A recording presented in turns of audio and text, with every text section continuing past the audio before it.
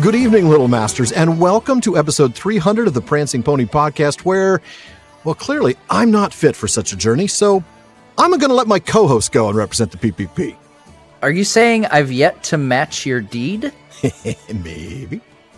Folks, pull up a bench in the common room and join us. I'm Matt, the Nerd of the Rings, and I'm here with the Man of the West, who will not grudge me my chance of peril, Alan Sisto. You've just been shamed by my mercy, Matt, that's all. Folks, join us as the Army of the West heads out on Mission Impossible in the first of our 2 episodes on The Black Gate Opens, the 10th and final chapter of Book 5 of The Return of the King. Folks, some of you are hearing this podcast for the very first time, and to you we bid a warm welcome. Here at the Prancing Pony podcast, we're reading, talking, speculating, and often joking our way through Middle-earth a few pages at a time. That's right. We take a deep dive into the lore, we explore how the story came to be, talk about our favorite themes, and a whole lot more. But in a lighthearted and fun way, like friends chatting at the pub. And we're glad you've joined us. Indeed we are, and I'm sure you'll be glad you joined as well. But before we get to tonight's chapter discussion, it's time for the Lord of the Mark to join me one more time as we sit down with a longtime friend of the show who is, well, he's writing a book that's certain to be better than ours. Well, tonight we're joined by a very special guest. Now, he's the author of one of our favorite works, a 5,000-word essay on whether Balrogs have wings. He, of course, first joined us on the show 5 years ago, giving us what is to this day our finest introduction at Mythmoot 5 in 2018. And he returned to visit us at the North Wing shortly after that, and he's been with us on a few Questions After Nightfall episodes. And we've cited his blog, Alas Not Me, many times over the years. Countless. With the insightful and challenging questions that he's posed us over the years, it is no surprise to find that he's written a book, Pity, Power, and Tolkien's Ring, to Rule the Fate of Many. The Kent State University Press, now that's the press that's published many of Dr. Verlin Flieger's works. They're going to be releasing the book in December of this year. That's 2023 if you're listening to this in the future. But without any further delay, folks, please join us in welcoming author, blogger, and very good friend of the show, Tom Hillman. Thanks, guys. It's really a pleasure to be with you again and to see your smiling faces. Well, that part I'm not so sure about, but all right. Now, we're going to get straight into it. Your work on Alas Not Me is, at turns, insightful, thought-provoking, challenging, poignant, and also encouraging. In other words, you're already a very accomplished and talented writer. What made you decide to make the move from writing this blog to writing a book?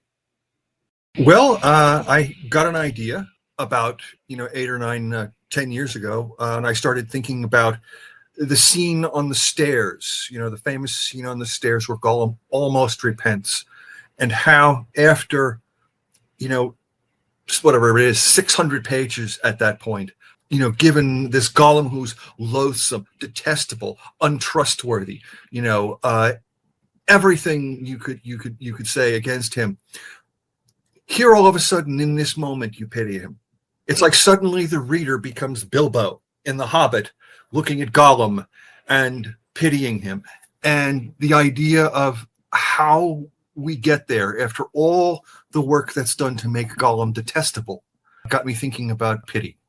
And from there, I started to think about Frodo's conversation with Gandalf in The Shadow of the Past, where Gandalf is trying very hard to get Frodo to pity Gollum because he understands the importance of Bilbo's pity.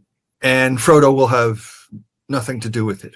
Frodo doesn't, refuses to even consider the idea of pity. And Gandalf tells him, well, one of the reasons that I believe Bilbo took so little harm from the ring was because he began his holding of the ring with pity.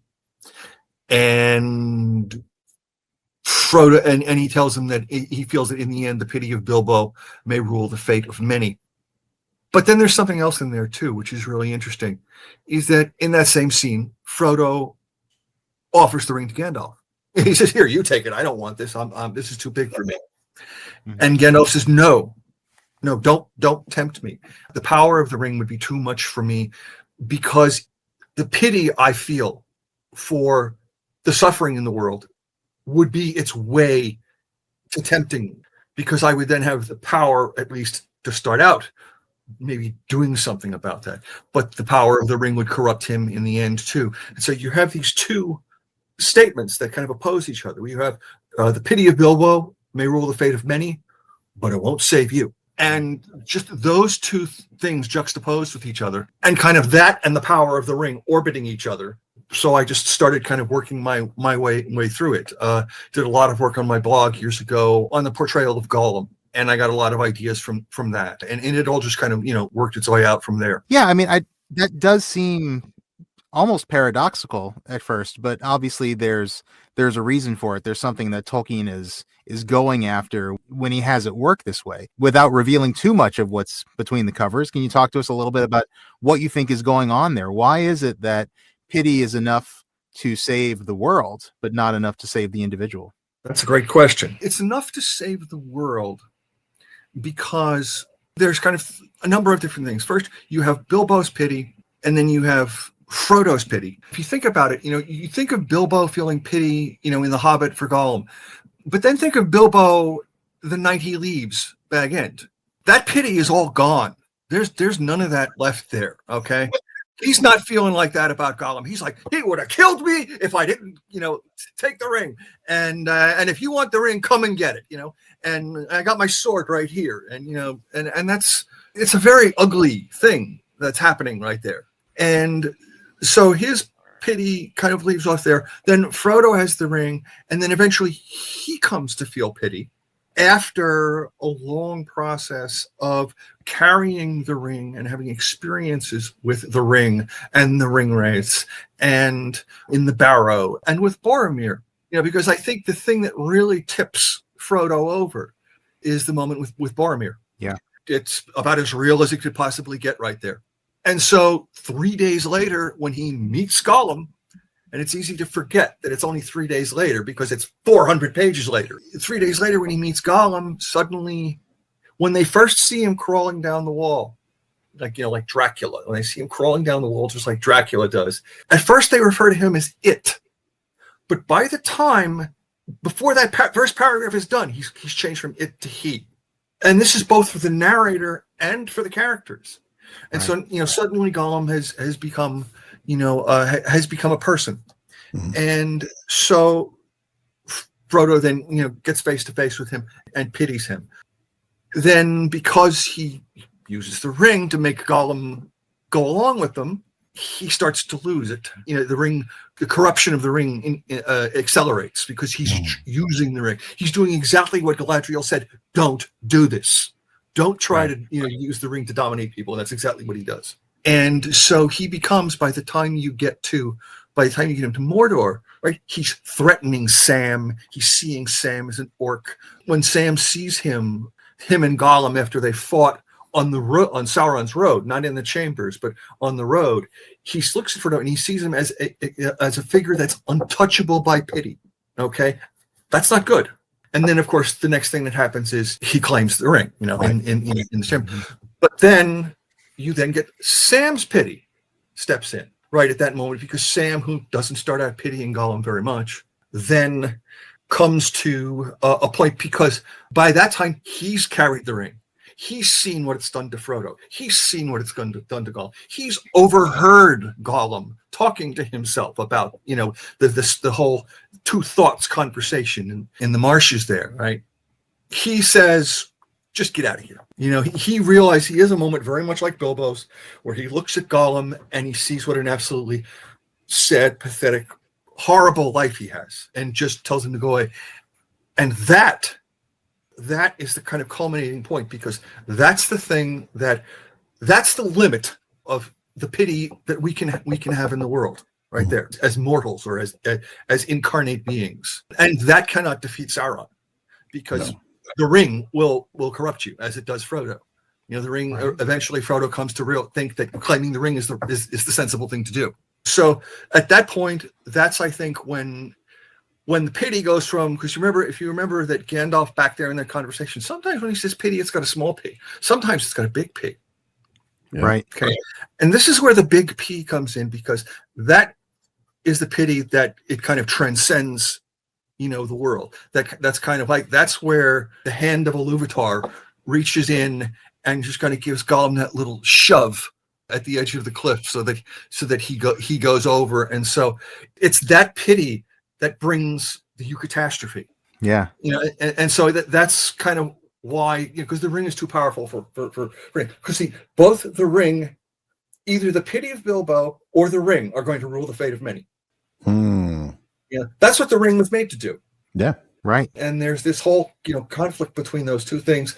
And within Frodo, as he takes the ring from Rivendell to Mordor, there's this growing conflict between the ring is my burden and the ring is mine. Wow. And it gets harder and harder for him to maintain the two positions. Harder and harder for him to keep his, and you see that in with him outside the Black Gate where he's taunting Gollum. You will never get it back. Says it twice. You will never get it back. And if you try, I'll tell you to go jump. Go take a long walk off a short chamber of fire.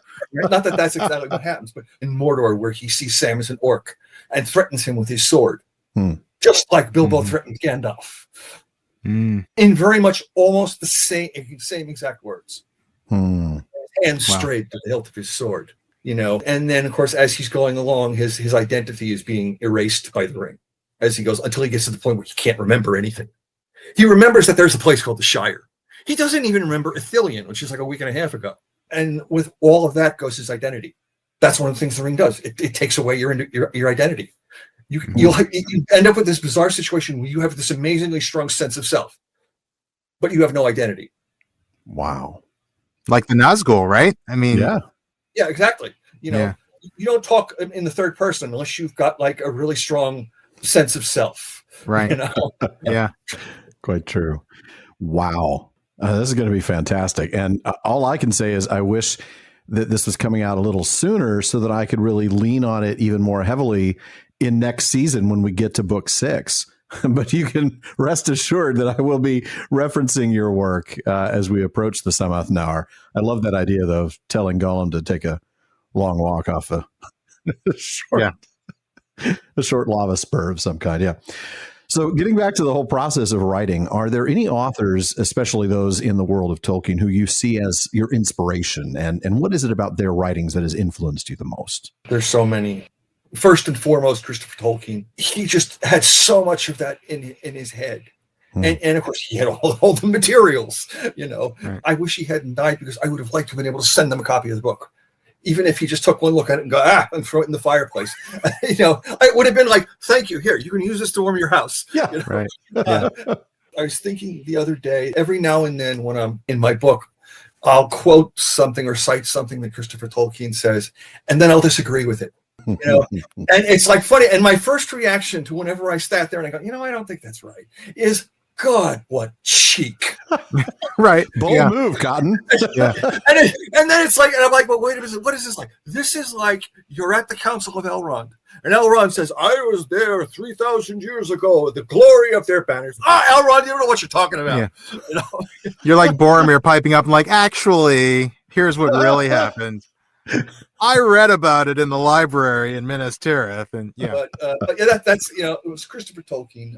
Verlin Flieger, of course, she has been in so many ways a friend, a mentor, and it's above and beyond thoughtfulness and perceptiveness of her work. Tom Shippey. I'm not going to go through every one of your guests, but Tom Shippey, because Tom Shippey is of course he's more the philology side, and of course he is inimitable. Yeah. And yes, Garth, of course, too. Because all of Garth's stuff. His our article about Frodo in the war and the war, which is in a couple of different places, is just one of the standout article. The article that's in The Great Tales Never End.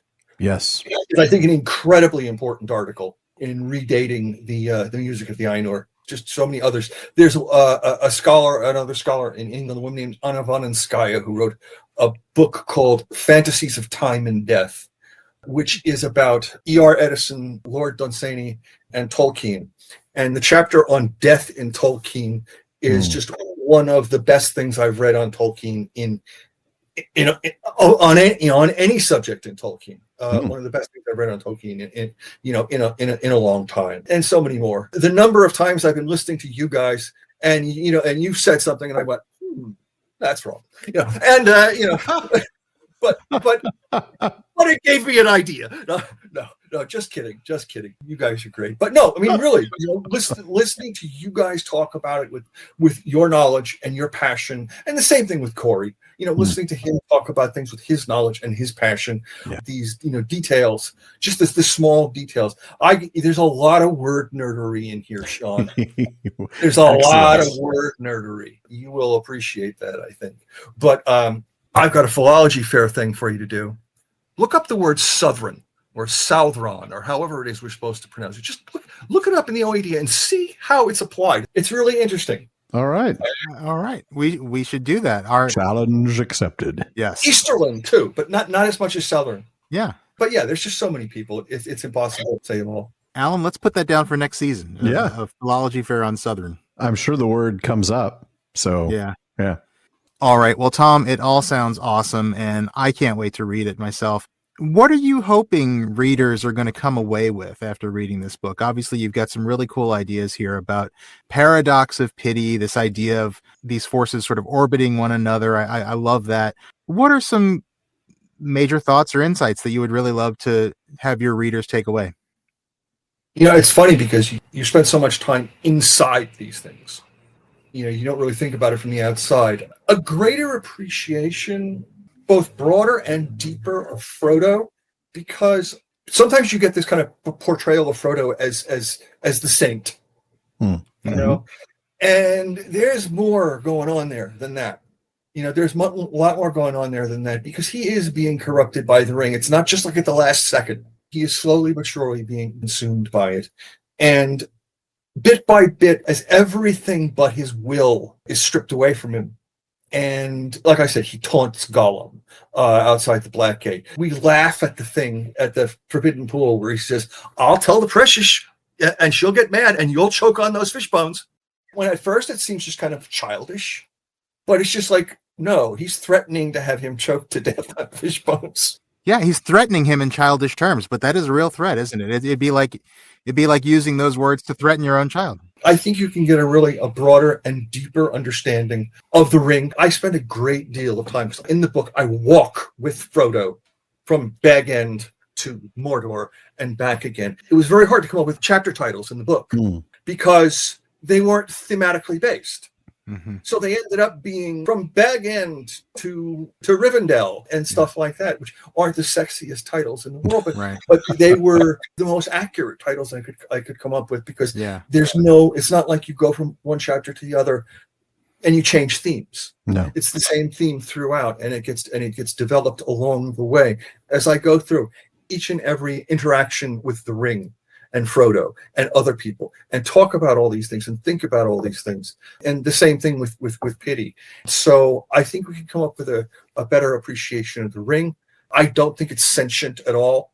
I know a lot of people do. I think I do make a fairly good argument about why the evidence doesn't really support that. Better understanding of the ring, better understanding of pity, better understanding of the blend of pagan and Christian that you get in Middle-earth. You get some people who are like, "Oh, don't talk about the Christian stuff in there. I don't want to hear about it. Tell me about the pagan stuff." Then you get people who are just the opposite. Right. Some of them are finding Odin under every stone. Others are finding Jesus under every stone. True. And the truth is, when Tolkien says it's a fundamentally religious book, he means fundamentally literally, as in at its foundation. Right. And he also at one point uses the term that it's in solution. Mm-hmm. For those who may not understand what that means, is think of a bottle of seltzer.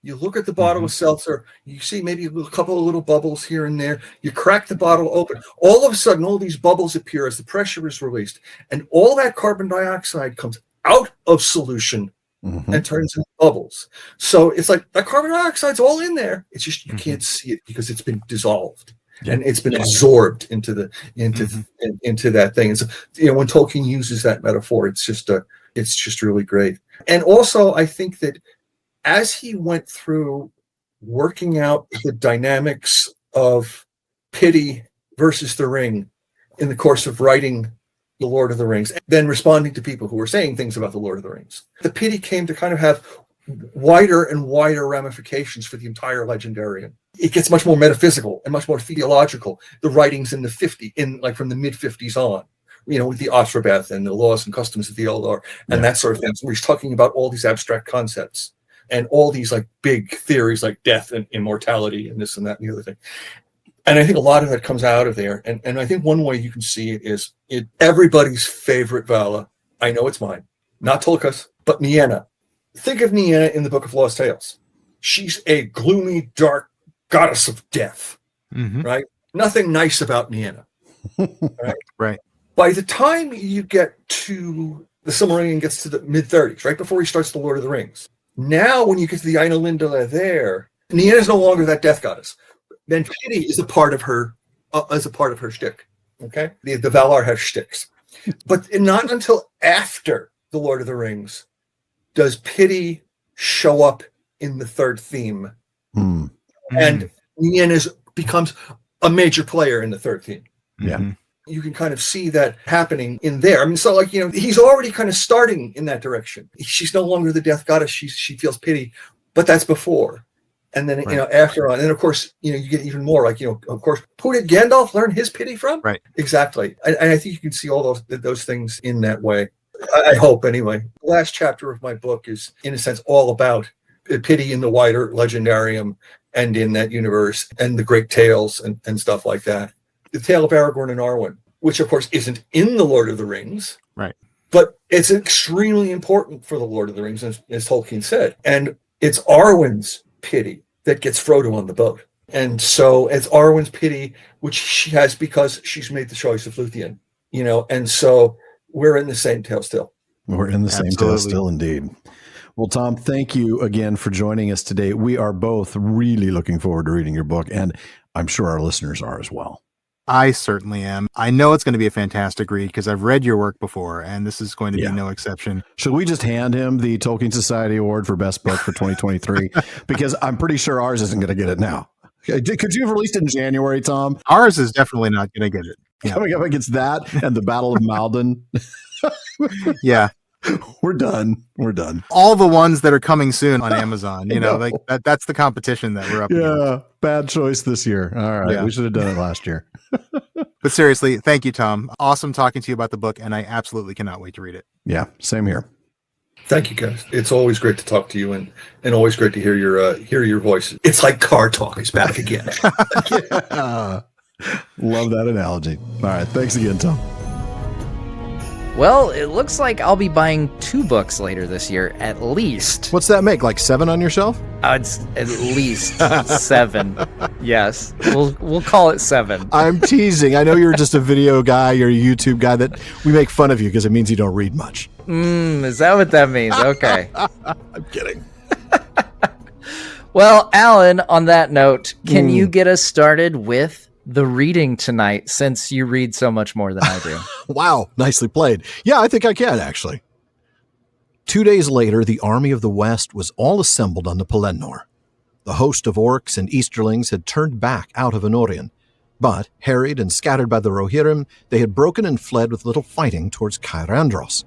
And with that threat destroyed, and new strength arriving out of the south, the city was as well manned as might be. Scouts reported that no enemies remained upon the roads east as far as the crossroads of the fallen king. All now was ready for the last throw. Legolas and Gimli were to ride again together in the company of Aragorn and Gandalf, who went in the van with the Dunedain and the sons of Elrond. But Merry, to his shame, was not to go with them.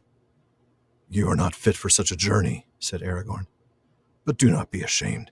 If you do no more in this war, you have already earned great honor. Peregrine shall go and represent the Shire folk, and do not grudge him his chance of peril, for though he has done as well as his fortune allowed him, he has yet to match your deed. But in truth, all now are in like danger. Though it may be our part to find a bitter end before the gate of Mordor, if we do so, then you will come also to a last stand, either here or wherever the black tide overtakes you. Farewell." And so, despondently, Merry now stood and watched the mustering of the army. Birgil was with him, and he also was downcast, for his father was to march leading a company of the men of the city. He could not rejoin the guard, until his case was judged. In that same company, Pippin was also to go as a soldier of Gondor. Merry could see him not far off, a small but upright figure among the tall men of Minas Tirith. At last, the trumpets rang and the army began to move. Troop by troop and company by company, they wheeled and went off eastward. And long after they had passed away out of sight down the great road to the causeway, Merry stood there. The last glint of the morning sun on spear and helm twinkled and was lost. And still he remained with bowed head and heavy heart, feeling friendless and alone. Everyone that he cared for had gone away into the gloom that hung over the distant eastern sky, and little hope at all was left in his heart that he would ever see any of them again. As if recalled by his mood of despair, the pain in his arm returned, and he felt weak and old, and the sunlight seemed thin. He was roused by the touch of Bergil's hand. "Come, Master Perion," said the lad. "You are still in pain, I see. I will help you back to the healers. But do not fear. They will come back. The men of Minas Tirith will never be overcome. And now they have the Lord Elfstone and Beregond of the Guard, too." It's like, my dad can beat up your dad. Oh, they got Beregond. Oh, well, then I guess Sauron's messed up now, man. Yeah. You better watch out. All right.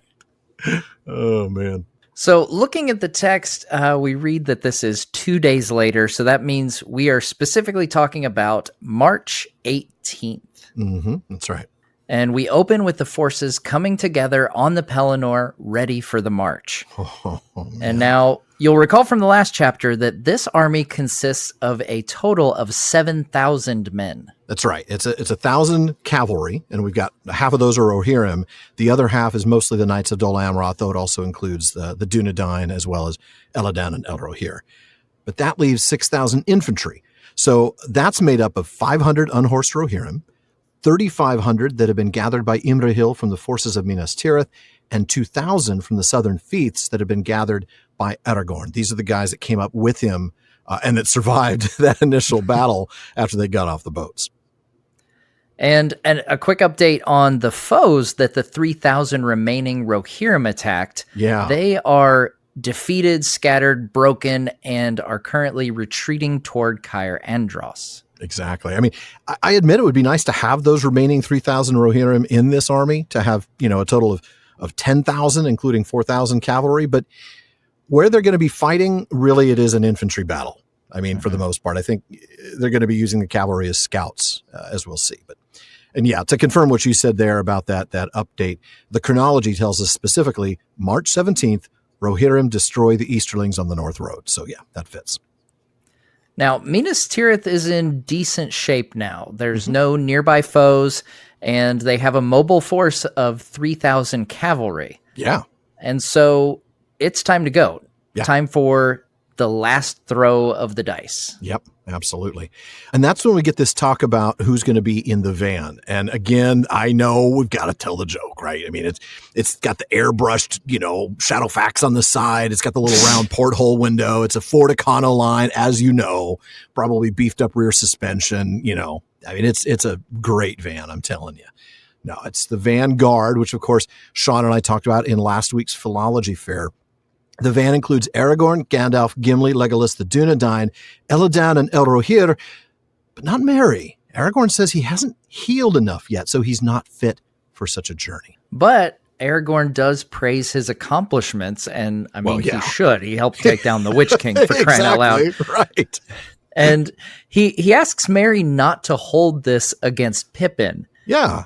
Who hasn't had the chance to do something epic like take down the Witch King. Well, there's only one Witch King, and Pippin wasn't there, so yeah, too bad. Exactly. And the thing is, though, they're all in danger. That's a very good point. It's not like Merry is staying behind and he's at a 5-star spa. At the 5-star spa, yeah. After all, if Aragorn and his company fail, then the end is going to come for Merry sooner or later. That it will. However, interestingly, and as a quick sidebar, in an earlier draft, Pippin was actually going to stay behind as well.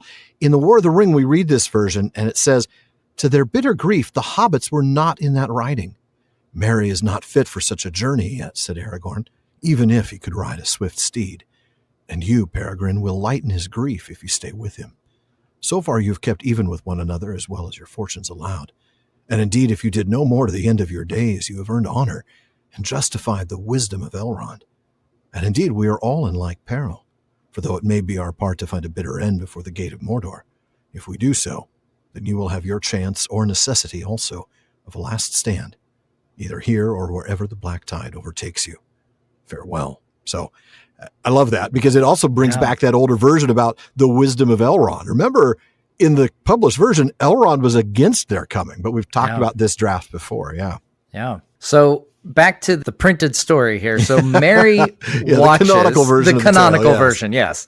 So Merry watches along with Beregond as the army prepares to move out. And Beregond's not any happier than Merry because his dad, Beregond, is leading a company of men instead of remaining behind with the guard. Right. I mean, he's Citadel guard, so he should be, in theory, still protecting the Citadel. Mm-hmm. But he can't rejoin the guard until after his case is tried. And this is just another reminder of the things we often see in Tolkien, that a lot of characters will do the right thing, even when it goes against the rules. And I mean, there are a lot of them that come to mind, but mostly I'm thinking of Éomer in allowing not only the three hunters to stay in Rohan without being killed, but giving them horses. Hama letting Gandalf get into the hall with his staff. And then Faramir, of course, who was supposed to kill anybody he found in Ithilien. But here's the thing. For all of them, there are consequences of some sort. Even if it's the right thing, they're still breaking a rule to get there. And Tolkien honors both the right thing and the honor of the obligation. Mm-hmm. And it's appropriate, that I'm back here with you as I was here for the chapter before when Beregond did this, that is now leading him toward Mordor. So no good deed goes unpunished in Middle Earth is what we learn. That is correct. But in an earlier draft, we read that Aragorn said to Beregond, who was then called Berethil, "It is not yet my part to judge you, Master Berethil. If I return, I will do so with justice. But for this present, you shall leave the guard in the citadel and go out to war." Oh, man. If I return, I will do so with justice. Seems like, a little. How about mercy? I'll take mercy. Can we have a little bit of both? Number two. Yeah. That's fair. It's like, Aragorn, you weren't here, man, when you should have seen Denethor. It was not flat out nuts, man. He was going to kill his son. All I did was just try to save Faramir. I mean, that's my job, Yeah. Oh, man. Beregond was in a tough spot, obviously. And, when we covered the Pyre of Denethor, when Nubeta and I talked about that, we really went in depth on what Beregond had to go through, right? The regret that he showed. I remember especially that moment when they're coming back out after all of it's over. After Denethor has taken his life and they've rescued Faramir, they're carrying Faramir's body out on a stretcher. Well, not body yet, but I mean his wounded self. And Beregond passes the dead body of the porter that he had to slay to get into the way, and how much he regretted that. And we just, there's a moment where you've got to do these really, really, really hard things. This poor guy has to decide that the lives of these other people, it's not that they matter less than Faramir's. He didn't want to take their lives, but he could not wait for them to come to his side of the argument. And this guy drew the sword first. So he's like, I gotta do this. Yeah. Just like the householdmen of Denethor that he had to kill in trying to protect Faramir. He didn't go and slaughter them. He stood there and said, I'm going to protect Faramir, and they attacked him. So of course he's got to fight. It's a tough spot. This is something that I never really thought at this level before, but we see it time and again throughout the history of Middle Earth that one of the biggest results and one of the biggest successes of Sauron is turning men against each other. And we see it even at this macro level where just because of these situations and, the evils at play and the terrible pain that Sauron inflicts by his actions, that even when he's not directly doing it himself, it's just everywhere. There's always that side effect. Absolutely. I mean, you think about the consequences of Denethor falling under the influence, maybe the stronger word. I mean, Saruman definitely fell under the influence of Sauron. I would say more that Denethor fell under the effects of Sauron, right? That he was impacted and his, mindset completely changed. Yeah, exactly. The despair and really the deception. I mean, again, we talked about how the Palantir can't show anything that's not real. They can only show real things, but Sauron was clearly able to control what things Denethor saw. So he was able to remove context that might have helped him otherwise. And he just kept on leading him down that road. But yeah, it is absolutely right that where Sauron goes, he leaves this trail of dissension and fighting but behind him. And yeah, it's such a heartbreak. And Beregond's got to live with that for the rest of his life, I mean, he knows he saved Faramir, but at what cost? And what cost, He's going to always remember that. And you can't help but feel bad for Beregond, too, because here he is. What do we figure? He's 10 or 11 years old, maybe. Yeah. Right? He's a little kid. Don't call a 10 or 11-year-old boy a little kid. He'll get really mad at you. As I can tell you, my son would just take my head off for calling him a little kid. Yeah. But he's 11, and so I try to kind of picture him, and I think, hey, that's young to have to endure watching this happen to your father. And I can see why he's not exactly happy here. Yeah, Pippin, of course, did go, right? He didn't stay behind, and he's in that same unit with Beregond's father, with Beregond. He's in that company of men, and Merry can actually see him, probably because he looks so different than everybody else. It's kind of like, spotting can you spot the guy who doesn't belong? Right. Yeah. Sticks out better than Where's Waldo, for sure. Exactly. Yeah. Now I'm picturing Pippin in a red and white striped shirt. Now we hear the trumpets ring out to announce the beginning of the march, and the company starts out. That's right. I want to just do a real quick thing on they wheeled and went off. For those of you who aren't familiar with the term, to wheel here is per the OED, the movement of a rank or body of troops, and it's like that of the spokes of a wheel about a pivot. So they're already moving in units. They're not moving en masse. They're not moving in, big clumps. They're moving with an organized front. If the unit is, 20 soldiers wide and 6 soldiers deep, then that's how they're going to march. And they're going to wheel so one end stays in place and the other end comes around. So these are disciplined troops that are marching, not a bunch of people walking. And Merry watches even after they've all disappeared. So he's that mom in the driveway that still waves after the school bus is around the corner. The school bus is like around the corner. I'm just in case. Still waving. Case.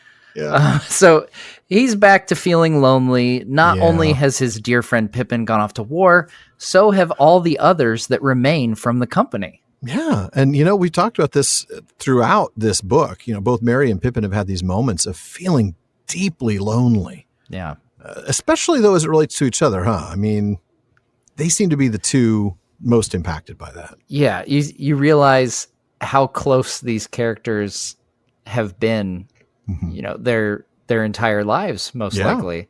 And, having this isolation, especially, what we know of Shire culture. It's probably pretty bizarre and, a lonely feeling, especially you look at halflings who are put into civilizations where they're the only one of their race. Yes, that's exactly in these right. Places. The only one, I mean, Merry's the only one who he's literally half the size of these guys and they're all on horseback. So he must feel really tiny. Yeah. Pippin, obviously, same kind of thing. We sort of saw a little bit of that in reverse when they got together a couple chapters ago in the Houses of Healing. They finally got reunited. There was so much joy. Yeah. And that conversation that the two of them had, talking about, how it's so hard for them to live on the heights and all of that. Just a fantastic little chat. Clearly that coming back together again, made them feel so much warmth and so much joy. In a way, it's made this parting even harder. Now we're back apart again. The bubble has burst. Yes. Yeah. Yeah. I'm sure there was a hope that they would be able to remain together once they got reunited. But yeah. And of course, to top it all off, Merry's pretty sure they're marching off to die, though I do like the phrase, little hope at all was left in his heart. I think I only caught that as I was reading it out loud. He hadn't given it all up. There was a little bit left. I always love that when there's that sliver of hope that, where Tolkien's characters And throughout the text, we see whether it's a fool's hope or a sliver of hope, you cling to that There's hope. a tiny bit. There's something to hold on to. Yeah. It's not much. And it's such a comfort, I think, stepping outside the story for a bit. That's part of what makes these stories resonate with people. Exactly. And, it's something that we try to do ourselves. Obviously, you're not always successful, but, in situations when it's bleak, you try to cling to that hope. Yeah, you really do. And I think you're right. That's one of those themes, the theme of hope, that really resonates with so many readers. I mean, I had the privilege, obviously, of hearing from a lot of our listeners, and they tell me that a lot. And yeah, it's a pervasive thought, and for good reason, because of course, we live in a world that oftentimes tells us there's not a whole lot to hope for. Yeah. And I think that's one of the reasons Tolkien brings us all so much joy. Absolutely. But what's interesting is this despair, the text says, recalled by his mood of despair. It seems to encourage the pain on his arm to return, right? And this is a feature of the Black Shadow, if you will. But it's interesting that this feature feeds off despair, but then also creates despair of its own. It's it's like a self-maintaining sort of thing. It takes any despair that the person feels and uses it to amplify its strength, which we know from the last couple, or from 2 chapters ago, that it then generates more despair. It's this circular thing. Really terrifying. Yeah, man. It honestly kind of makes me think of, when folks have anxiety or panic attacks and stuff, and these things amplify, it snowballs. Yes, that's exactly. And it's just something that feeds itself. You feel it coming on, and then you're worried about it, and that just makes it come on more, and then builds it more. Yeah.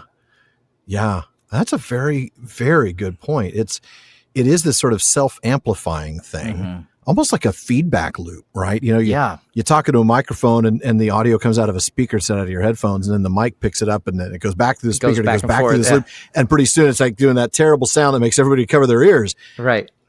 Kind of like an Nazgul scream. See what I did Might be onto something here. Maybe. They're just, the Nazgul just use a really bad audio feedback loop at high frequency. That might have something to do with how they made it. The sound effect for the movies. I don't know.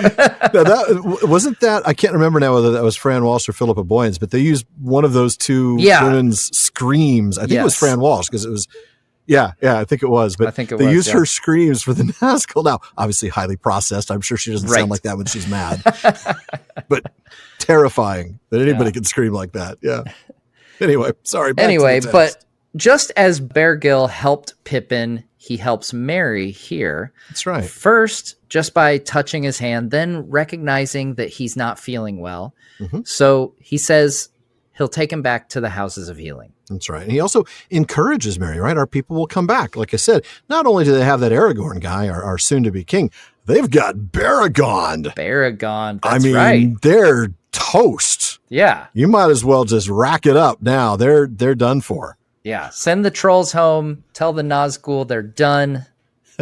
I mean, Merry took down one Nazgul, but Beregond could easily take down the other 8. At least. Yeah, I mean, you might struggle all at once, but, he's something else, that Beregond guy. All right, we'll have more for you after the break.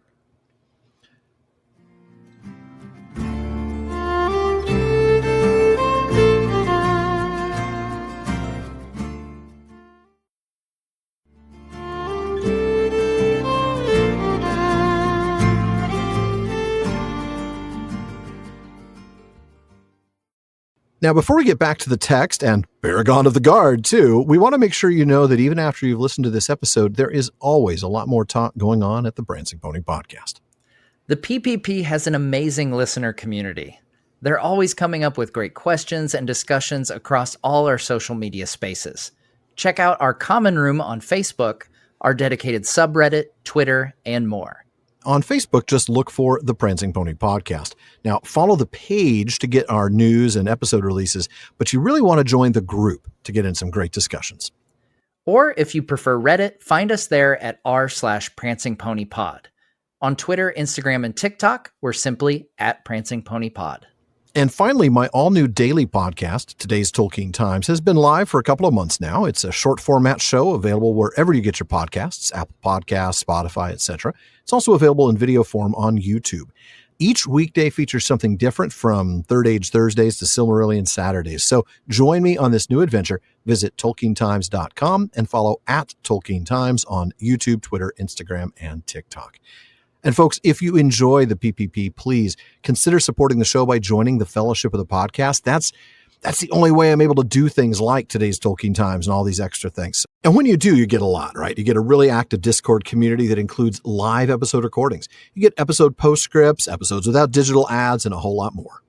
Like free merch and live Discord hangouts. But you can also become part of our Questions After Nightfall episodes, or even join us as a guest in the North Wing. So please go to patreon.com/prancingponypod to show your support and join the Fellowship of the Podcast. And of course, you can also help us out by giving a rating and review over on Apple Podcast or a rating on Spotify. And please don't stop recommending us to your friends. For now, though, let's go ahead and get back to the text. Matt, could you go ahead and skip a couple paragraphs and then pick up for us? Absolutely.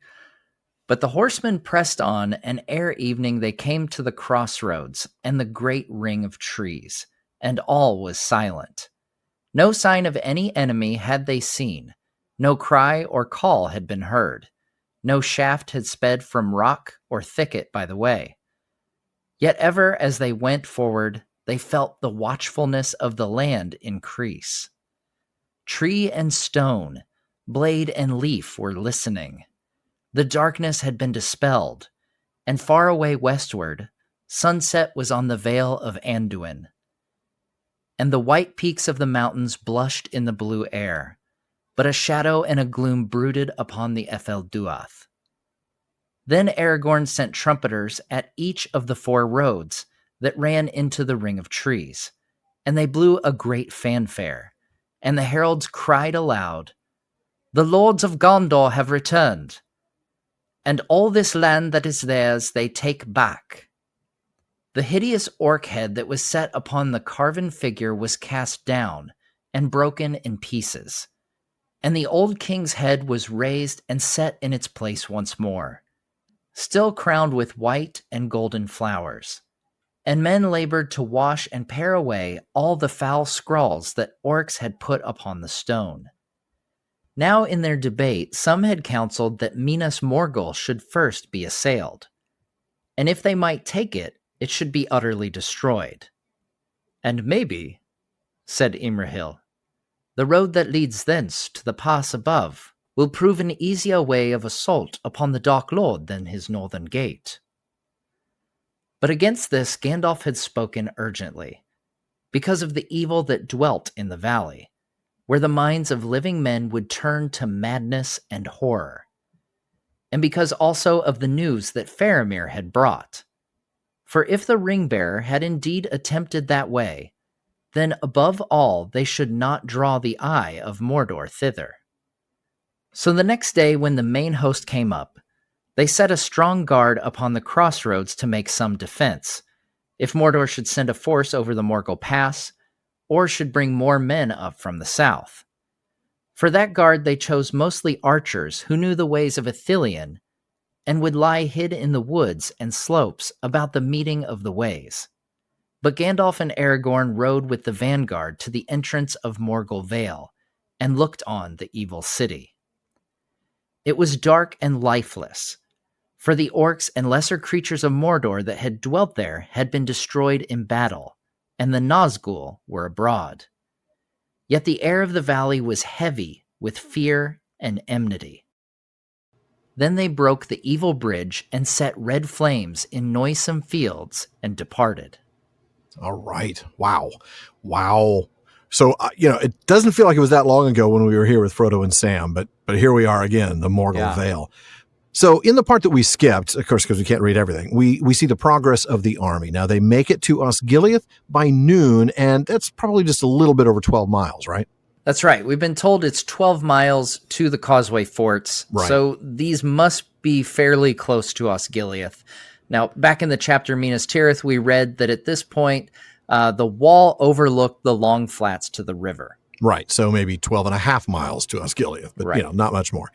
And some men are already busy here, craftsmen and workers. I have to think these are probably men who are either not yet of fighting age or are too old to be of fighting age. Maybe they're not capable of fighting. Otherwise, they probably would be defending the city or in this force of soldiers moving up.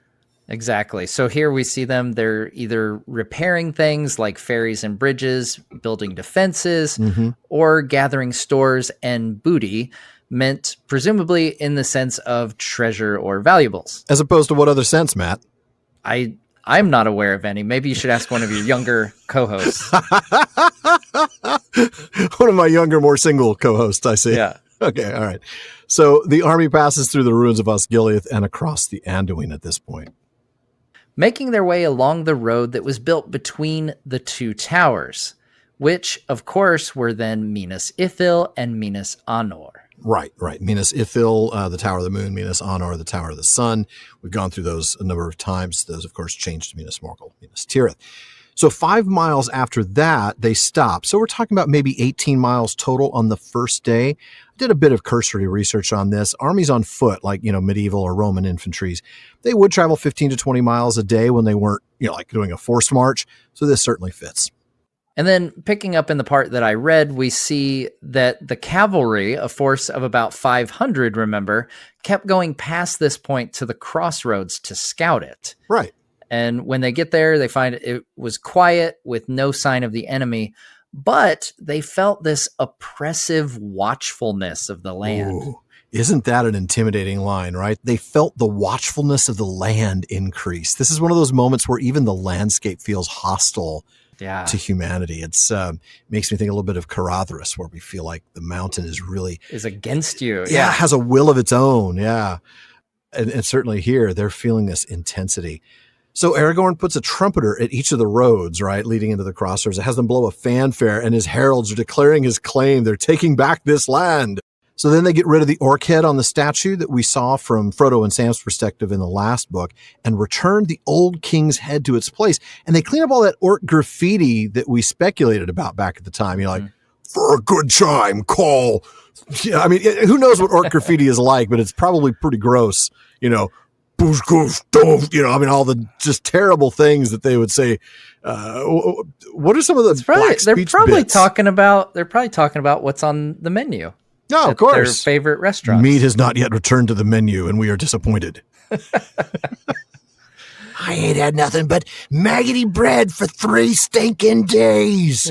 Something like that. That's right. Yeah, they're complaining. I do like that. They mentioned that the flowers are still on it, though. I know. I love that. The crown of flowers that, the king has a crown again, which is wonderful because here it's the king making this announcement. It's Aragorn. Yeah. That's right. Fantastic. And we're told of a discussion that occurred during the events of the last chapter, though we were not privy to it at the time. That's right. Yeah. Some had suggested that they take Minas Morgul and destroy it. Now, Imrahil had even gone so far as to say that, hey, maybe that road will be an easier way to attack Sauron than by the Black Gate. He's probably not wrong. I mean, it's not a big army, so leading 7,000, men over that pass, it's not like you're talking about a 50,000 man army. Yeah, it would totally be manageable, but we'll never know whether it would be manageable because that's true.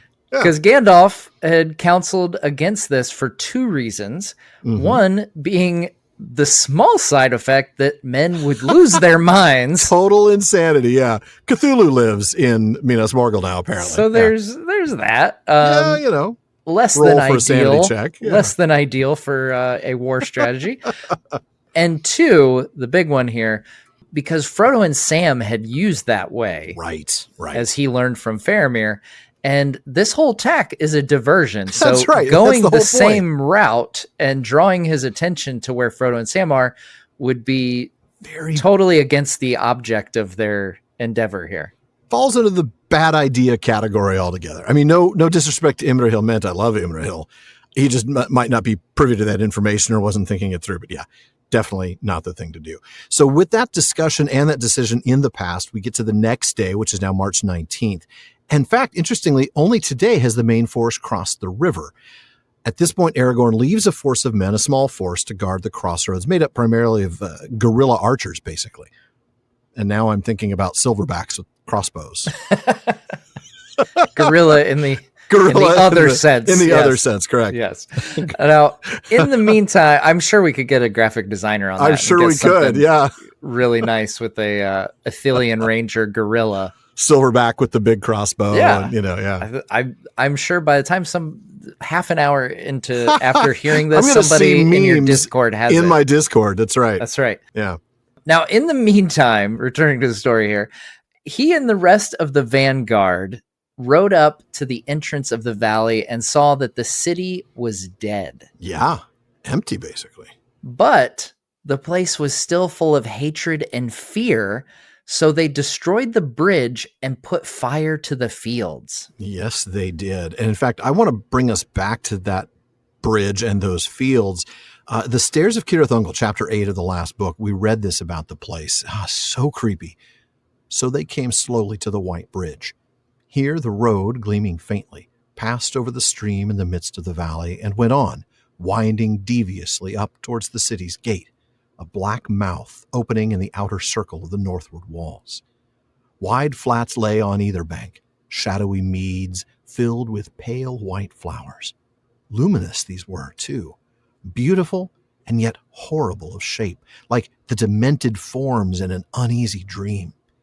And they gave forth a faint, sickening charnel smell. An odor of rottenness filled the air. From mead to mead the bridge sprang. Figures stood there at its head, carven with cunning in forms human and bestial, but all corrupt and loathsome. The water flowing beneath was silent, and it steamed, but the vapor that rose from it, curling and twisting about the bridge, was deadly cold. Oh, this is a place of nightmares, man. Yeah, it's kind of a creepy place. Kinda, yeah. Yeah. It'd be fun to recreate for like Halloween, I guess, or something. Freak all the neighborhood. Fun might not be the word I'm thinking of, but yeah. Now, you and Sean talked about the word charnel back then. Oh, yes, we did. And for a laugh, go back to episode 251 and listen to that one. Oh, yeah, maybe. But we should touch on the word noisome here. Now, that typically relates to a foul smell. We've seen the words in the Dead Marshes, among other things. So here it's the faint, sickening charnel smell that is the smell of death and rotting corpses that is noisome. Yeah.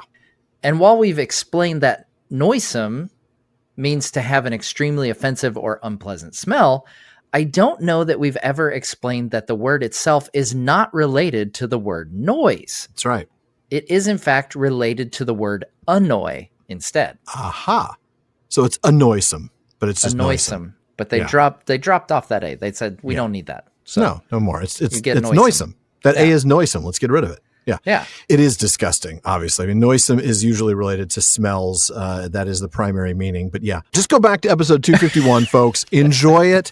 I literally don't remember now how much made the show, how much made the blooper reels, and how much we said was totally inappropriate and had to be left on the cutting room floor. But enjoy. It was hilarious. Now, with that, Alan, I got to follow that. I think you have to follow that. We'll get back to the text and redirect ourselves here. Yes, we probably should. The day after, being the third day since they set out from Minas Tirith, the army began its northward march along the road. It was some 100 miles by that way, from the crossroads to the Morannon, and what might befall them before they came so far, none knew. They went openly, but heedfully, with mounted scouts before them on the road, and others on foot upon either side, especially on the eastward flank, for there lay dark thickets and a tumbled land of rocky gills and crags, behind which the long, grim slopes of the Ephel Duath clambered up. The weather of the world remained fair, and the wind held in the west, but nothing could waft away the glooms and the sad mists that clung about the mountains of shadow, and behind them at whiles great smokes would arise and hover in the upper winds. Ever and anon Gandalf let blow the trumpets, and the heralds would cry, "The lords of Gondor are come! Let all leave this land or yield them up!" But Imrahil said, "Say not the lords of Gondor, say the King Elessar, for that is true, even though he has not yet sat upon the throne. and it will give the enemy more thought if the heralds use that name. And thereafter, thrice a day, the heralds proclaimed the coming of the king Elessar, but none answered the challenge. Nonetheless, though they marched in seeming peace, the hearts of all the army, from the highest to the lowest, were downcast, and with every mile that they went north, foreboding of evil grew heavier on them.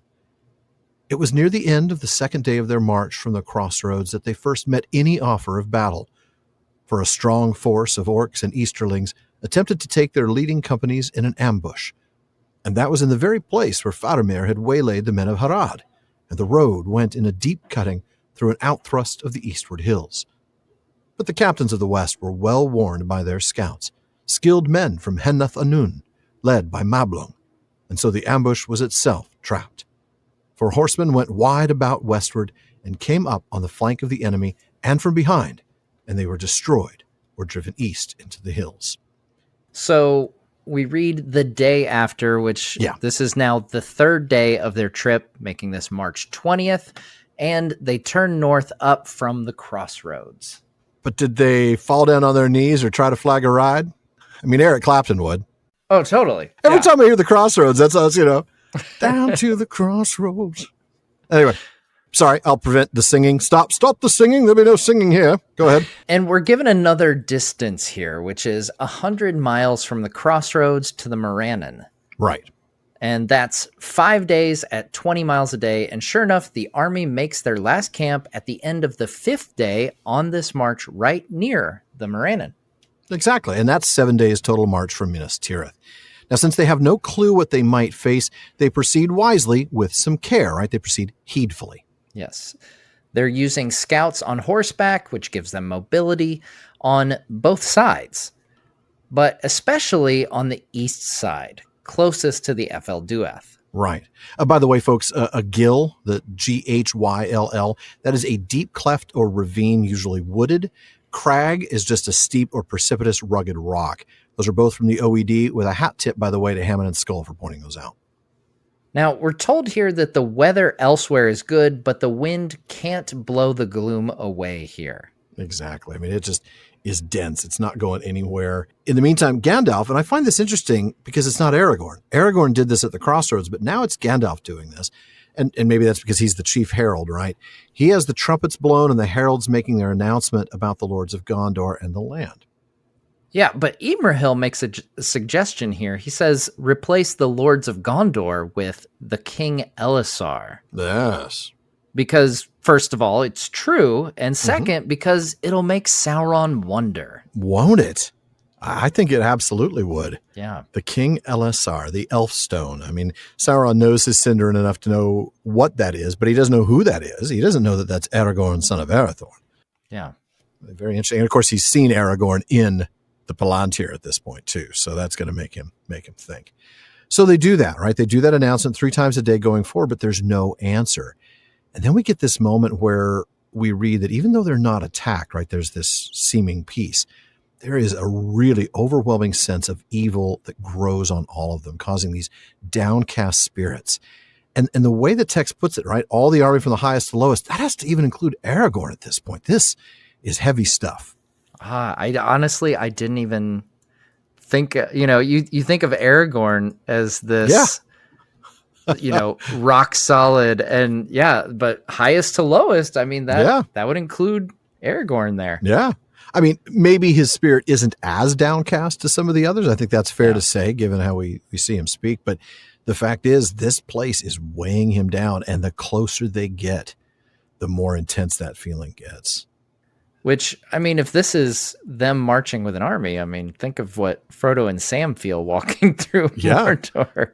Yeah, I mean, Frodo and Sam walked this same path, though they were walking in the opposite direction, so maybe the despair was getting a little less as they went from the Black Gate south, but they're in Mordor now, so it's amped up even more. I think they're getting a full dose by this point in the story. I think they are. Yeah, I think they are. 2 days into this march north, so 4 days from when they left, or March 21st, right? They're attacked by orcs and Easterlings in the exact place where the Rangers of Ithilien fought against the Southrons. Yeah. And that is when Sam saw his first Oliphant and dead person. Yeah, that's right. Oh man, that was an incredible moment. So, of course, the scouts, which, by the way, include Mablung. Woohoo! Good to see Mablung again. Frodo and Sam met him last book, of course. So, Mablung, the scouts, they've seen these forces. They're not idiots. They know this is a prime place for an ambush, so they looked it out. And that leads to the army of the West trapping the ambush and defeating them. And then, of course, I'll just insert here real quick, Alan, is, we see the name Mablung, and I don't know if you've talked about this on a previous episode, but readers of the Silmarillion will recognize that name as the name of an elf from the Silmarillion, and comes into the Children of Hurin tale as well, also known as Mablung of the Heavy Hand. Oh, I love that. Mablung of the Heavy Hand, one of my favorite characters from the Silmarillion, really.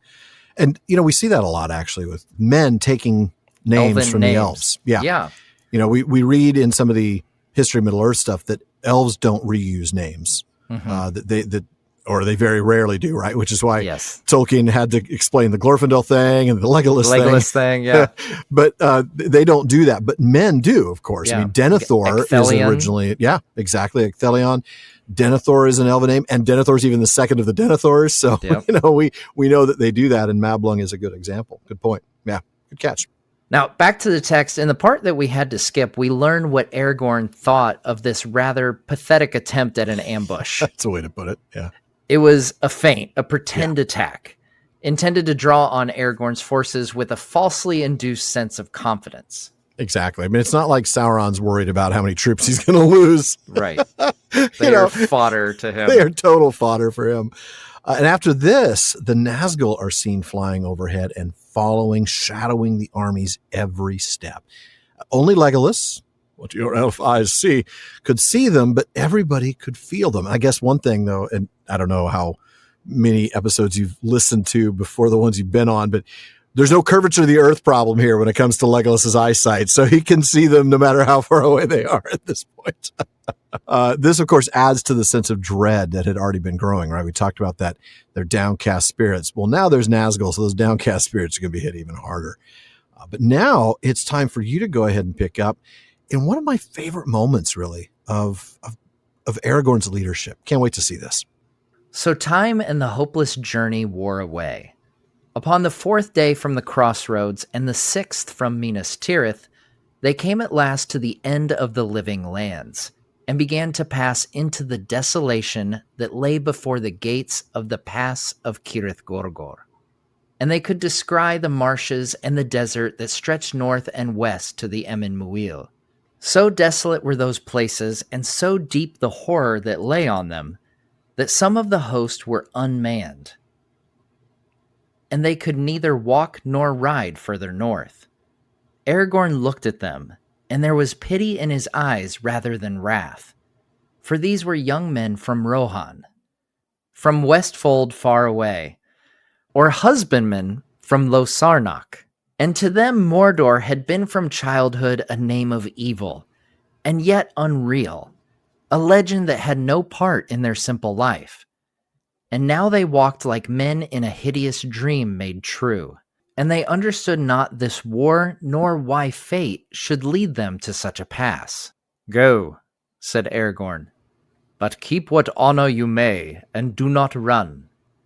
And there is a task which you may attempt, and so be not wholly shamed. Take your way southwest till you come to Caer Andros, and if that is still held by enemies, as I think, then retake it, if you can, and hold it to the last in defense of Gondor and Rohan." Then some, being shamed by his mercy, overcame their fear and went on. And the others took new hope, hearing of a manful deed within their measure that they could turn to, and they departed. And so, since many men had already been left at the crossroads, it was with less than 6,000 that the captains of the West came at last to challenge the Black Gate and the might of Mordor.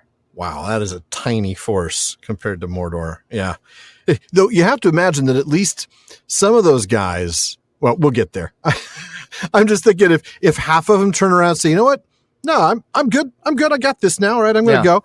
So there's like 50 guys that are kind of like, yeah, I still don't want to do this. And so it's like, a force that's way too small to take to retake it. Yeah. You're like, maybe I'm going to change my mind too. Anyway, so we're 4 days into the march from the crossroads, now 6 days from the start of what the text here calls the hopeless journey. Now, Hammond and Skull quote Paul Coker's Master of Middle-earth here, and I think it's worth reading. Mm-hmm. Remember, this little gem of Tolkien analysis was written in 1972. Some of it is outdated thanks to the publication of later works, but the commentary is still excellent and the book isn't on enough shelves. Yeah. He says of this hopeless journey that much has been written, and justly, about the self-sacrificial courage of Frodo and Sam in the last stages of their journey through Mordor. But few or none have remarked on the equal, if less solitary, unselfish daring displayed by the mere 7,000 men whom Aragorn and his peers lead up to the Black Gate to challenge the 10 times 10,000s inside. Exactly. I love that. And that really is a gem of a book, folks. If you don't have Master of Middle-earth, see if you can track it down. Obviously, it's long out of print, but a great book to try to find. Again, thanks to Hammond and Skull for providing that quote, but I actually want to read a bit more from Coker there in that bit. He follows this up by acknowledging a really hard truth these men are facing. They come as a decoy, knowing they are bound to be overwhelmed unless Frodo and Sam are still alive.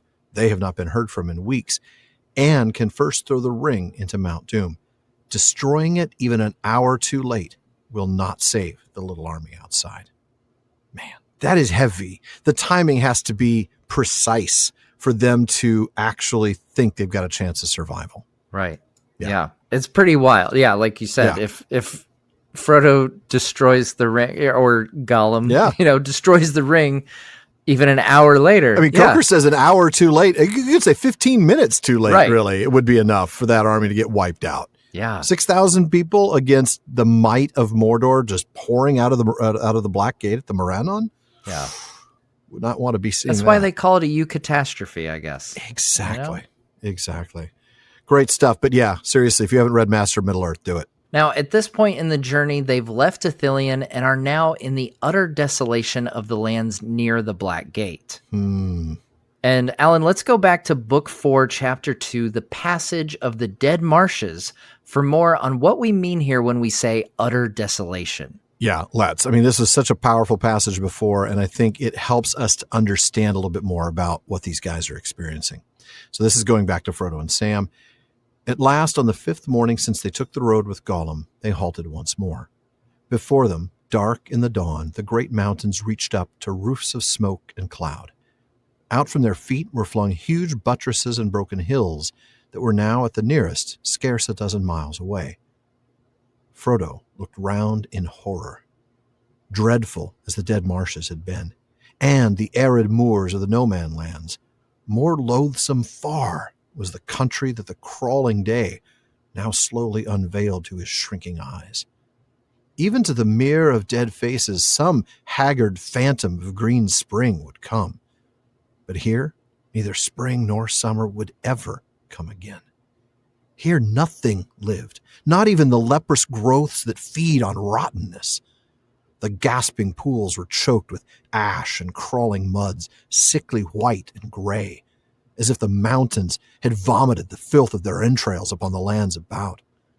High mounds of crushed and powdered rock, great cones of earth, fire-blasted and poison-stained, stood like an obscene graveyard in endless rows, slowly revealed in the reluctant light. They had come to the desolation that lay before Mordor, the lasting monument to the dark labor of its slaves that should endure when all their purposes were made void. A land defiled, diseased beyond all healing, unless the great sea should enter in and wash it with oblivion. "I feel sick," said Sam. Frodo did not speak. For a while they stood there, like men on the edge of a sleep where nightmare lurks, holding it off, though they know that they can only come to morning through the shadows. The light broadened and hardened. The gasping pits and poisonous mounds grew hideously clear. The sun was up, walking among clouds and long flags of smoke, but even the sunlight was defiled.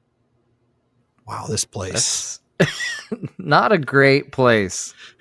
I mean, good sign is the housing is cheap here. Yeah, I mean, you could get an acre of land for next to nothing. I'm sure you could. Yeah. But location. Thank you. Exactly. This is nasty.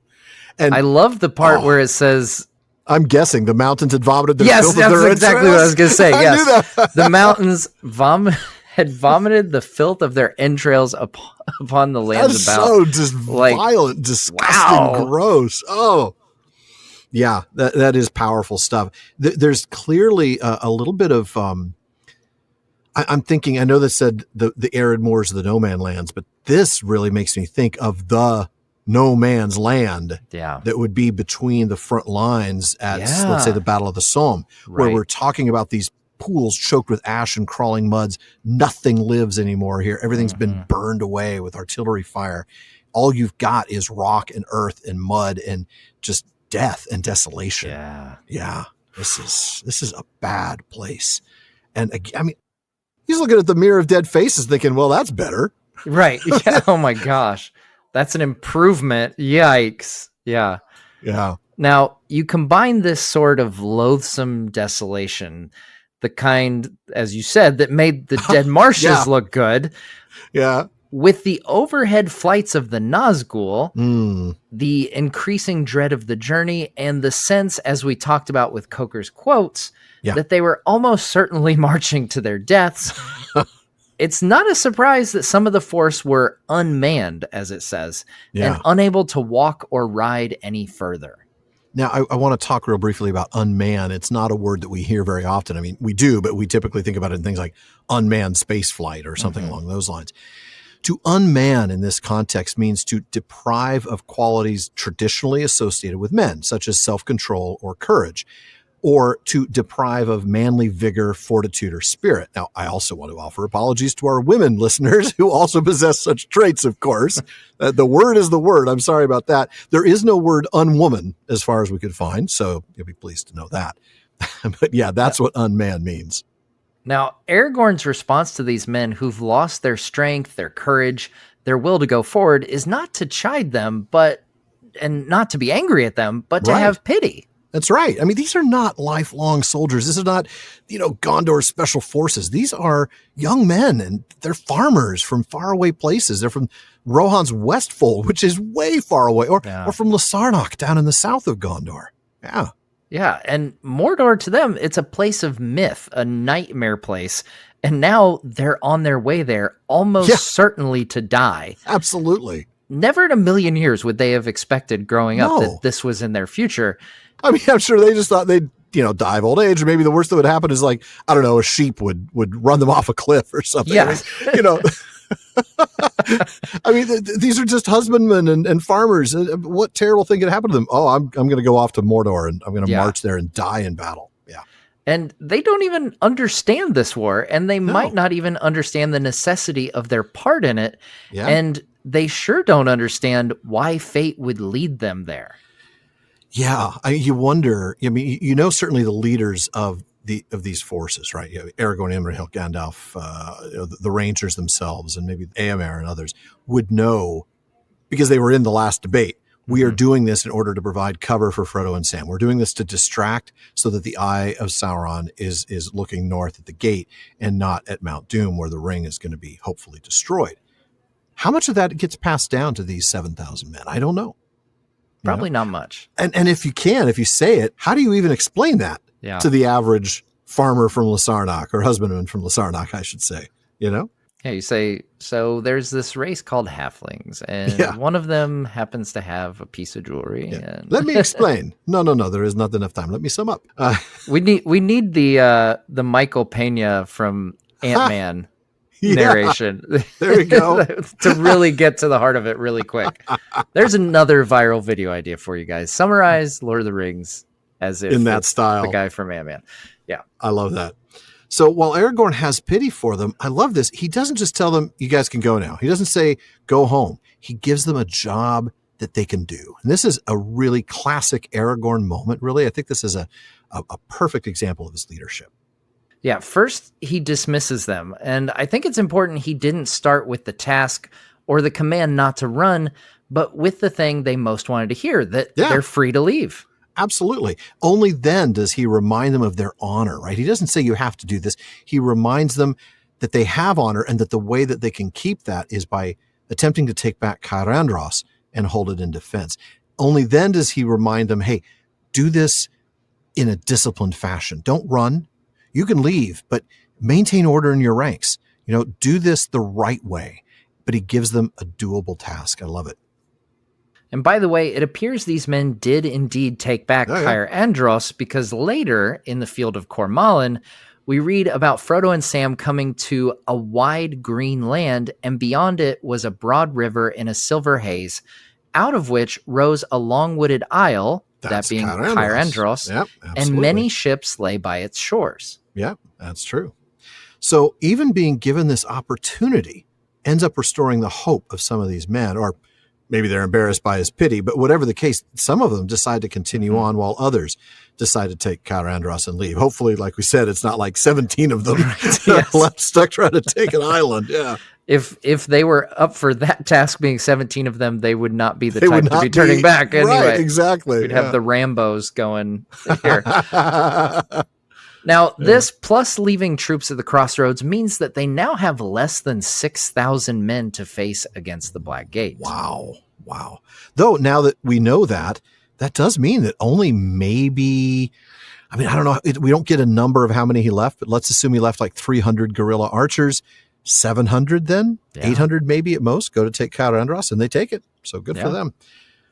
So in the part that we skipped, we end up reading about the army's final advance to the Black Gate, right? They group their forces together more tightly. They skip scouting. It's really become pointless at this point in the journey. So they've just brought everybody together into a compact formation. Yeah, their final camp is just north of the Morannon, and it's taken them 5 full days from the crossroads to get here. And, it may be a camp, but I'm pretty sure nobody's sleeping that night. Many things half seen that walked and prowled. And we've already talked about the nature of the land they're in. This is terrifying, absolutely terrifying place. Even with a 4-day-old moon, they couldn't see much besides the smoke of Mordor. Exactly. Of course, it grows colder before the dawn, as it always does. And that's when we get this moment with the wind. I want to linger here for a bit. It seems, I really did want to read this whole passage, but we couldn't. It seems like the wind is always so symbolic, so important in these recent chapters, huh? Yeah, and it'll continue to be as yes. Next season, you'll get to even more references to the wind that are very big. Yeah, we will. Now, we had the wind that blew the fleet up the Anduin from the south. Right. And then the wind came into the houses of healing, fresh like it had never before been breathed by anyone. I love that line when Eowyn's healed. That is fantastic. And here, oh boy, let's talk about this wind, right? This one now came from the north and soon freshened to a rising breeze. Now, in the next book, in chapter 3, Mount Doom, we read about the eagles coming from the northern mountains, speeding on a gathering wind. Okay, so again, a northern wind. And after Sauron's defeat, that same northern wind is the great wind that takes the huge shape of shadow, impenetrable lightning crowned, and just blew it away. And later, as Sam and Frodo await their death on the slopes of Mount Doom, we read that Sam's eyes still strayed north to the eye of the wind, to where the sky far off was clear as the cold blast rising to a gale drove back the darkness and the ruin of the clouds. I love that. And a couple of chapters later, we get it again. We're back with Faramir and Eowyn in the houses of healing, and we read, "And so the 5th day came since the lady Eowyn went first to Faramir, and they stood now together once more upon the walls of the city and looked out. No tidings had yet come, and all hearts were darkened. The weather, too, was bright no longer. It was cold. A wind that had sprung up in the night was blowing now keenly from the north, and it was rising." Oh boy. It's the same wind. Yeah. I love this. Yeah. Love this. Yeah, we get a lot of north wind here. The one that came to my mind when we started talking about wind is the west wind that blows away the spirit of Saruman at the scouring of the Shire. I agree. Yeah, man, there's a lot of instances where the wind comes up. What's amazing is how quickly the winds have shifted, right? I mean, it was a southern wind that brought the fleet up the Anduin. I mean, granted, this is like a week later, but still, the weather patterns have shifted, and now we've got the north wind, and that north wind not only is going to bring the eagles, but it's going to end up blowing Sauron away, and it's going to be the wind that Faramir and Eowyn notice. Yeah, just great stuff. Now, the creatures that were stalking them in the night are gone. The whole land is empty, and now we get a clear indication of their location. That's right. To the north, we see the hills and the heaps of ash and waste from Mordor, and once again, we see the word noisome, by the way. Yep, and to the south and close is the Black Gate itself. Far too close, Yes, with the Towers of the Teeth on the sides. And you all talked about this last season. Their names are Narcost, Bitter Biting Fort, and Carcost, Fang Fort. That's right. Love those names. We will, however, listeners, thankfully, spare you from our rendition of the song The Towers of the Teeth from the Rankin and Bass adaptation of Return of the King. Tell me, Matt, you've watched that recently. Of course. Where there's a whip, there's a way, Alan. Yes. The Towers of the Teeth, man. Great stuff. Actually, not so great. That's the point. And return to the text here. We see how they got to this location. Yeah. Instead of taking the roads close to the hills and coming at the Morannon from the road, they veered off the road to the north and are coming at it from the same direction that Frodo, Sam, and Gollum did before. Exactly. We're seeing almost from the very, very same perspective, aren't we? We are. All right. Alan, do you want to go ahead and take away our next reading? I will. And it's actually the last one for this episode. We will not get to the mouth until next week. So, all right. Save the best for last. Of course. The two vast... You're just saying that because you're hosting the last two episodes of the season. I was just now I was saying the mouth of Sauron is awesome. It is. You're saving him for the last episode. I can't wait to get there, but I was just having to give you so good for that. All right. The two vast iron doors of the Black Gate under its frowning arch were fast closed. Upon the battlement, nothing could be seen. All was silent but watchful. They were come to the last end of their folly, and stood forlorn and chill in the gray light of early day before towers and walls which their army could not assault with hope, not even if it had brought thither engines of great power, and the enemy had no more force than would suffice for the manning of the gate and wall alone.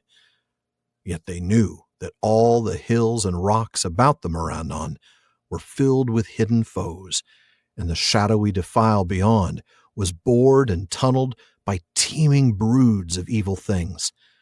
And as they stood, they saw all the Nazgul gathered together, hovering above the Towers of the Teeth like vultures, and they knew that they were watched. But still the enemy made no sign. No choice was left them but to play their part to its end.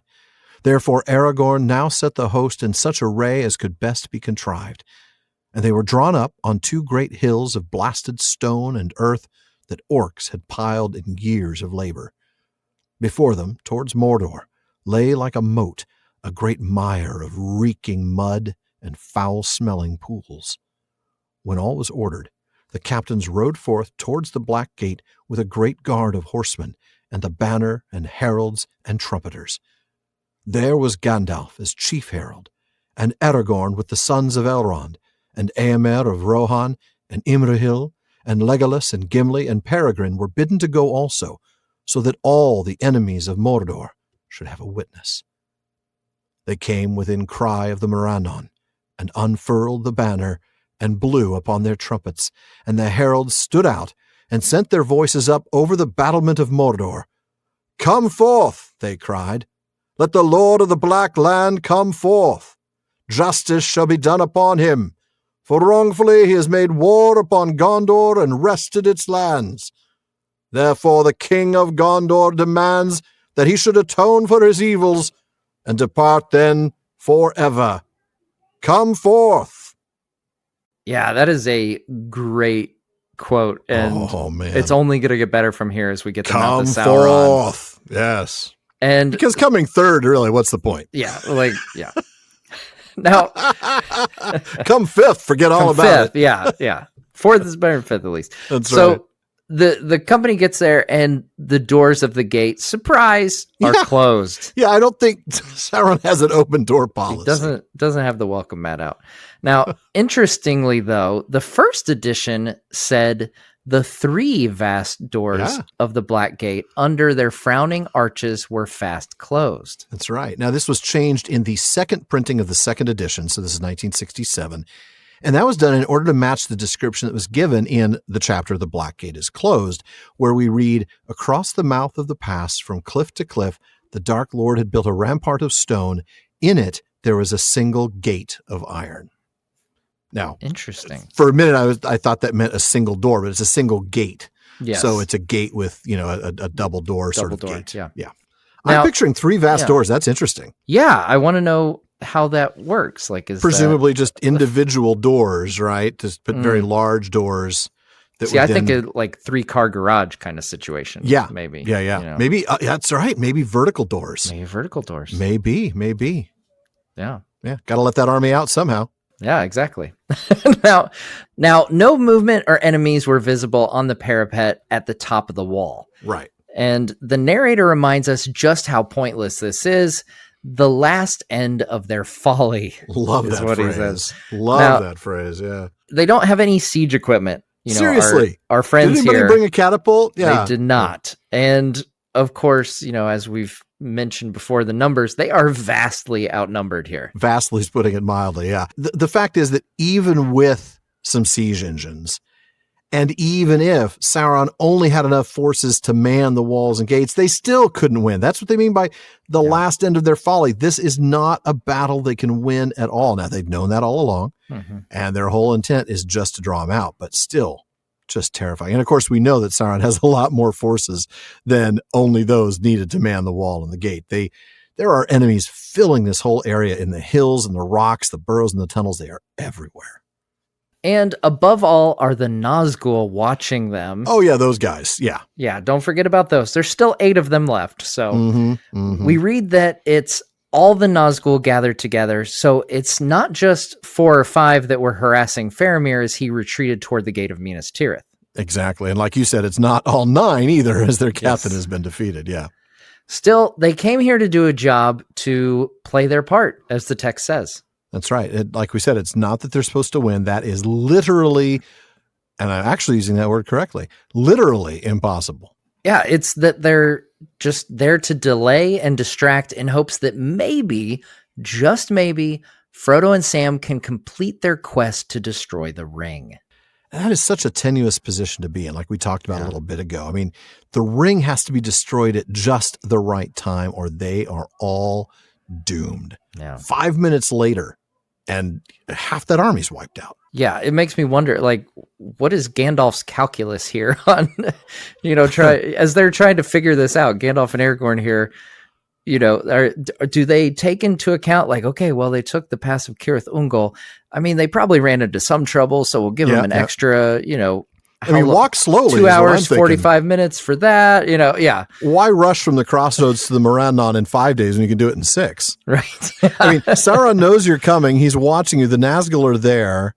I don't know that actually engaging in battle is going to really distract Sauron anymore. Than just being present. But okay, go for it.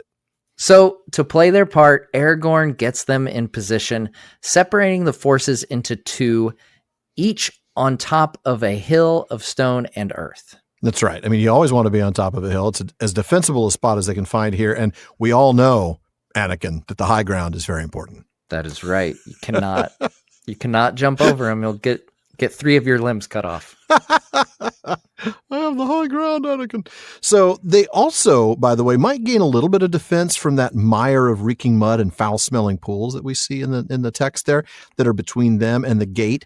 I don't know that that's going to actually stop any of Sauron's forces, but it might slow them down as they navigate it. Yeah. And now, with everyone in their places, the captains ride to the gate with a guard, their banner, their trumpeters, and heralds. That's right. It's the whole ball of wax. Yeah. Yep. And this, of course, includes Gandalf as the chief herald, along with Aragorn, Elladan, Elrohir, Éomer, and Imrahil. And I do love that Aragorn is mentioned right before, and then we get Elladan and Elrohir. Yeah, except it's just the sons of Elrond. Like, the poor guys never get named. Right? That's true, but I like that they're named together because of their, the fact that they kind of grew up. Well, Aragorn grew up. I guess they were around. Yeah, they were already old, man. But they have that brotherly bond, which is nice to see. They're about to have a more brotherly bond too. That's right. He's about to become their brother-in-law. But not only do we have those folks, we also have Legolas, Gimli, and Pippin, and those three were asked to attend this embassy, if you will, in order that every single one of the free peoples would have a witness to this confrontation. Yeah, and they get within shouting distance of this massive gate. Terrifying. Unfurl their banner and blow the trumpets, and this is getting good. It's such a picture in my mind, this massive gate that's got to be, a couple 100 feet high and all the way across the valley opening. And these little tiny guys on horses going, wow. The courage to get even closer. Yeah. To say, forget about being on one of these defensible points. I'm going to march up waving my flag. Hello, Sauron, I'm over here. Yeah, fantastic. So the heralds cry out, right? They demand that Sauron himself come forth, and the claims are made. You have made war wrongfully, and you've stolen Gondor's lands. And also here, the remedy is stated. Justice shall be done. Sauron must atone, then leave. Get out. And they complete the demand with come forth one more time. God, I love that. Man, you don't got to go home, Sauron, but you can't stay here. Yeah. This is such an intense moment. So much drama here unfolding. And yet at the same time, it's foolish. Yeah. Oh, yeah. It's incredibly foolish. Yeah. What if Sauron calls your bluff and shows up, man? Yeah. It reminds me a little bit of, Fingolfin and Morgoth a little bit. Yes. We need them to call Sauron Craven. Craven is such a good word. I love that word, isn't it? Yeah, it's so good. Oh. But yeah, it's a little different. Aragorn, Fingolfin didn't bring 6,000 people with him. Fingolfin, right? Might have helped him if he did, but yeah, so it's a little different. We've got armies here, but yeah, man, that idea of the bravery and courage that it takes to basically bang on the door of your enemy who is several times stronger than you. Crush you like a bug. Yeah. And you still say, come forth, come at me, knowing bro. Full well that you are almost certainly going to die. Yeah. Because the only reason you're doing this is to get Frodo and Sam some time. Yeah. Man, just fantastic. Come forth. Let the Lord of the pub come forth. Justice shall be done upon him, for wrongfully he has delayed mail to the podcast and wrested its listeners. Therefore the hosts of the show demand that he should atone for his slothfulness and bring the mailbag forever come forth. These transitions are getting harder to write every week. All right, Matt, what is in Parliament's bag tonight? All right, tonight from John B. John B. writes in saying, before I ask this question, which feels like a very newbie question, I just wanted to note I watched the Lord of the Rings movies before reading the books. The books I've only read twice, and I'm currently on my third read-through, alongside listening to the PPP, of course. Good choice. My question relates to Sauron and whether the Eye of Sauron is a metaphorical entity or a physical entity like in the movies. Ooh. In episode 101, Alan read the segment when Gollum recalls his torture by the hand of Sauron. This passage suggests he had taken the physical shape of a person. I guess my question boils down to this. During the events of The Lord of the Rings, what shape or presence does Sauron take? Is the Eye of Sauron a separate entity to Sauron? Any clarification you could give would be really appreciated, as this is one element of the story which has become confuddled in my mind. Any clarification you can give would be really appreciated, as this is one element of the story which has become confuddled in my head as the books and movies become intertwined. Yeah, of course. It's the old Jackson Sauron is a massive eyeball problem. If you say Sauron, the Lord of the Black Man, come forth, and this big eyeball just shows up, almost like a beholder. Like, in how Dungeons is he going to do that? Yeah, how does that work? The old lighthouse issue.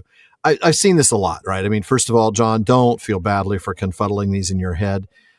In the meantime, by the way, I really like the word confuddling, and I will probably steal it. Confuddling, indeed. Yes.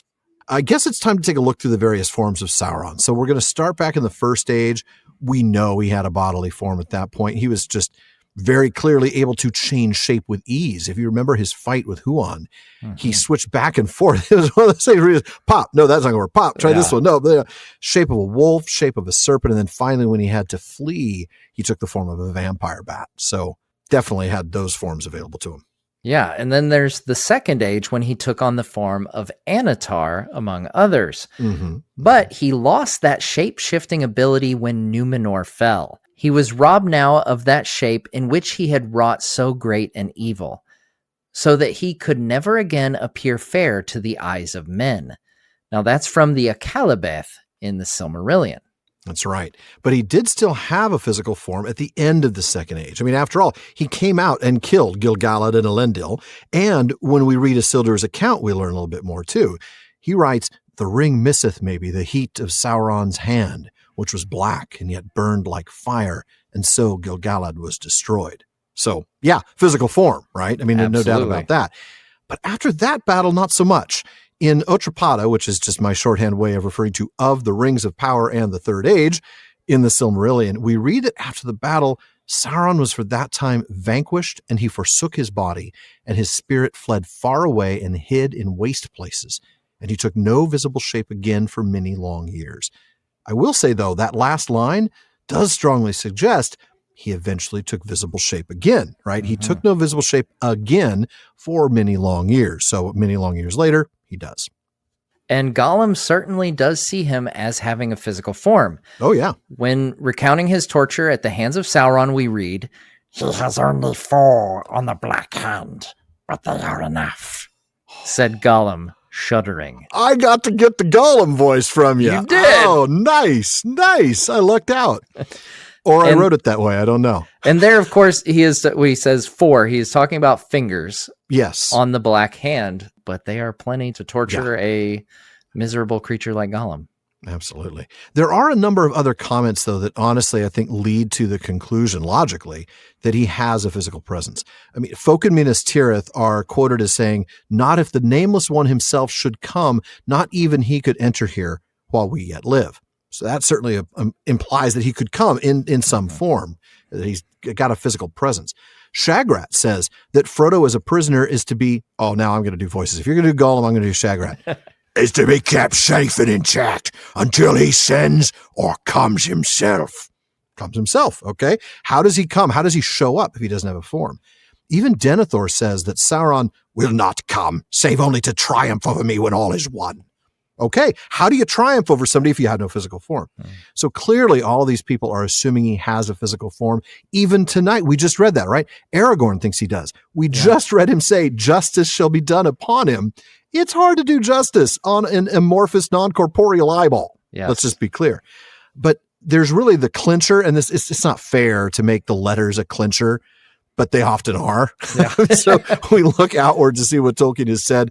And he writes in letter 246, it starts with a bit about a confrontation between Aragorn and Sauron in the Palantir. He says that contest took place at a distance, and in a tale which allows the incarnation of great spirits in a physical and destructible form, their power must be far greater when actually physically present.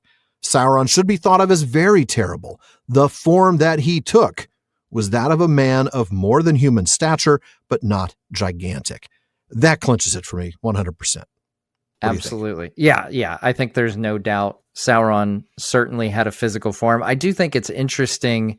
We see over time that as his physical form is destroyed, like in Numenor, or he abandons it, every time it takes him longer to come back to a physical form. And he still, he doesn't come back to a form that is perfect by any means. I mean, he still bears the scar from Isildur. He's still missing a finger from Isildur cutting it off. Yeah.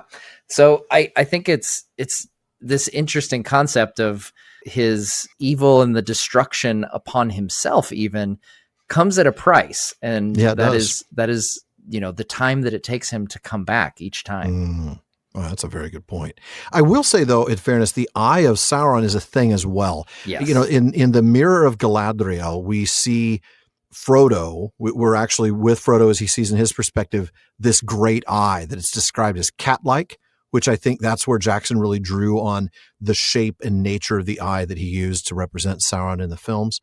That, I think, is... And we read about the eye too, right? We do things, there are phrases like, and the eye of Sauron is terrible to endure, and things along those lines. Yeah.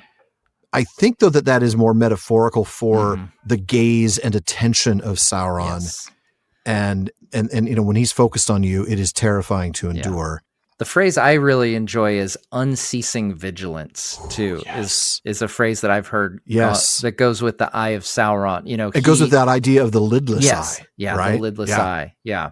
And he's just, it's like he's everywhere. He never sleeps. Yeah. He's a sleepless malice. And Ooh. And then of course we have the actual icon that shows up on armor and stuff. Exactly. That is it actually is his the eye. It's his emblem. Yeah. Yes. Just like the white hand is Saruman's. That's right. So the eye is a thing. It is both a symbol in the armor, but it is also a metaphor for his watchfulness, for his, absolutely sleepless malice. But in terms of physical form, he does not take the form of a physical eyeball on the top of a tower. He is not, a cat eye on a lighthouse. So yeah, good stuff. Yeah. Now, do we have time for one more, Alan? I think we do. We're dealing with a lot of Sauron stuff today as we approach the Black Gate. Paul Day from Bristol in the UK writes in. He says, I'm just re-listening to The Lord of the Rings again, and I noticed that in the debate with the mouth of Sauron, by the way, you might wonder why I'm putting that in here this week. It's because we've got a couple questions next week that are already picked out. So we're answering a mouth of Sauron question before we even get to the mouth of Sauron. So Paul says in the debate with the mouth, Gandalf says to him, if they valued their friend, singular, so highly rather than friends, plural. So I wonder, Paul says, if Gandalf actually thinks that either Sam or Frodo is still alive. What do you think? That's interesting. I think we should start by looking at part of the passage in question, even though we'll be studying this in depth next week. Right. First, after showing the stuff that they found when they captured Frodo, Mr. Mouth here says, maybe he that bore these things was a creature that you would not grieve to lose, and maybe otherwise. One dear to you, perhaps. Once he sees their reaction, he says, he was dear to you, I see. Then follows that up with threads of long torture, unless you accept my lord's terms. In other words, the mouth of Sauron does not know that there were two of them involved in the first place. Exactly. And Gandalf's responses, which Paul is referencing here, are simply playing along with that. Why would Gandalf reveal that there are in fact two hobbits? There's no strategic advantage in that. So he goes along with the one guy theme. Much to demand for the delivery of one servant. If indeed we rated this prisoner so high, where is this prisoner? Exactly. Etc. Yeah. So I don't think it's a question at this point of whether Gandalf thinks that either or both are alive, so much as it is a matter of Gandalf just not revealing that there were two involved, right? He's basically playing the game. He's playing the cards that he's been given from the mouth. After all, if Sauron had captured the ring, and Gandalf is thinking this, if Sauron had captured the ring when he captured Frodo, and since they have the mithril coat, Gandalf knows they captured Frodo, not Sam, this conversation would have been over before it began, right? He wouldn't have bothered opening the door. I've got the ring. You guys are toast. It doesn't matter. So Gandalf knows by the fact that they're still alive that Sauron doesn't have the ring. In his mind, the most likely scenario right now is probably that Frodo is prisoner or maybe even dead, and that Sam has taken the ring to complete the quest. Either that or maybe Frodo has escaped and they are still both on the quest together. He's sure as heck not going to risk letting Sauron know there's a second hobbit about in his lands, because if Frodo is still captured and Sam has managed to take the ring, because we know the ring isn't found on Frodo, then the last thing he wants to do is basically point him to the threat that still exists with Sam being around. Exactly. So I don't think Gandalf is revealing what he himself believes to be true or not. It's that he's just agreeing with the mouth that there's a single prisoner. But what does Gandalf believe? I think he must believe, at least with some sliver of hope, as we talked about earlier in this episode, that they're alive. when we look back at the previous chapter, the last debate, Gandalf says, his eye is now straining toward us, blind almost to all else that is moving, so we must keep it. Therein lies all our hope. This, then, is my counsel. We have not the ring. In wisdom or great folly it has been sent away to be destroyed, lest it destroy us. Without it, we cannot by force defeat his force. But we must at all costs keep his eye from his true peril. We cannot achieve victory by arms, but by arms we can give the ring-bearer his only chance, frail though it may be. I think he has to believe. Whether he does or not, he knows he has to believe they're still alive and that the ring is not yet in Sauron's possession. Matt, what do you think? Yeah, I think, again, I love this theme of even if there is a sliver of hope, you roll with it and you hope it. Yeah. And there is still some hope because Sauron clearly doesn't have the ring, right? He clearly doesn't have the ring is the biggest thing for me. It's like, really is. It's like, okay, so if you're Gandalf here, you're thinking, okay, somehow they got Frodo's shirt. Yeah. But not the ring. And, there's something fishy there. And they've got Sam's sword, but nothing else of Sam's. Right. So you're immediately thinking, what did Sam do here? Right. Yeah. I think the most obvious thing, the dead giveaway here is that if Sauron had the ring, they would know. And remember that Gandalf wears an elven ring of power. He would know. He would know. If Sauron put on that ring, the would minute know he does, it's all over immediately. for him. Yeah, he does. So the fact that there's no doubt that that's the first thing Sauron would do if he got the ring is put that puppy back on. Exactly. So I think, like you said, Gandalf is just playing the cards he's dealt, not giving the mouth of Sauron any new information. He's just rolling with what the mouth of Sauron is saying. I think the mouth of Sauron's made a little bit of a tactical error here too. I mean, we know that, of course, they only captured Frodo, but we also know that some of the orcs in that tower talked about this big elven warrior that was on the loose, right? Yeah. They were talking about Sam, and yet somehow that word never filtered back. I know it's probably because almost everybody in the Tower of Cirith got killed. Dead, yeah. But interestingly, you've got the one guy, but what if the mouth had said they instead of he? What if the mouth of Sauron played a game of his own, trying to pretend, we've got more than one? Yeah. That changes the calculus, doesn't it? Because then Gandalf has to think something different. But I think here you combine Sauron's obvious lack of possession of the ring with the clear fact that Sauron and the mouth believe they have one guy. Yes. And then combine that with your own knowledge that there were two. I think you just at that point have to hold on hope and then play on the mouth's belief that there's only one. Good stuff, though. That's a good question. It's a really good question. Yeah. And I can't wait to get there next week. That's going to be a lot of fun. But that does wrap it up for this week's episode of the Prancing Pony Podcast. But come back next week when the Black Gate opens and the mouth of Sauron won't close. Does that mean I get some of his cool dialogue? Well, more than you got tonight. Now I don't know. I know. I got course. A little bit. Got a little sample. I got a taste of it and I want more. Yeah, you did. Now, folks, Alan and I want to thank the members of Team PPP. That's editor Jordan Randalls, Barlaman Becca Davis, social media manager Casey Hilsey, event and Patreon community coordinator Katie McKenna, graphic artist Megan Collins, and website guru Phil Dean. Now, speaking of the website, please be sure to give us a visit there at theprancingponypodcast.com. We've got show notes, some pretty hilarious outtakes. We've got Prancing Pony Ponderings, as well as our online storefront, where you can get all sorts of PPP merch, including this season's all-new chapter art from Megan. Which is really great stuff. It really has been, I got to tell you, blows me away. Now, you'll also want to visit our library page. The Prancing Pony Podcast is, first and foremost, a podcast about the books, so if you're interested in a book we've mentioned on the show, you'll find a link for it in our library. The PPP gets a small amount of compensation when you make your purchase, and we thank you for that. Indeed we do. And we also want to thank our patrons at the Kierdan's contribution tier. Let's start with DeMay in Alaska, James in Virginia, Tamsin in Minnesota, Chad in Texas, Lance in New Jersey, Paul in Colorado, Jerry in Texas, Joseph in Michigan, Kathy from North Carolina, Lori from Washington, Carlos in California, Brian in the UK, Ned from Connecticut, Jerry from Washington, Joe in Washington, Erwin from the Netherlands, Dylan in Australia, and Ben in Minnesota. There's also Anthony in Texas, Karen in the UK, Zaksu in Illinois, Brian in Texas, Sarah in New Jersey, Joshua in Massachusetts, Lucy in Texas, Connor in North Carolina, Erica in Texas, Carson in Oklahoma, Keith in Alabama, Vivian in California, James in Massachusetts, Anne in Kentucky, Roger in Michigan, Sean in New Jersey, Mason in California, and Maureen from Massachusetts. Thank you all so very much for your support. Indeed, thank you. Make sure you don't miss any episodes of the Prancing Pony podcast. Subscribe now through Apple Podcasts, Spotify, Amazon Music, or your favorite podcast app. One last thing as always, don't forget to send your thoughts, comments, and, well, most of all, your heralds that can shout over the battlements to barliman@theprancingponypodcast.com.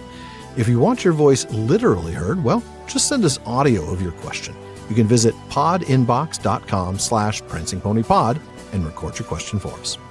Please be sure to still email the question to Barliman. Even though Barliman's been a lot more reliable lately, there's still a lot of mail to sort through.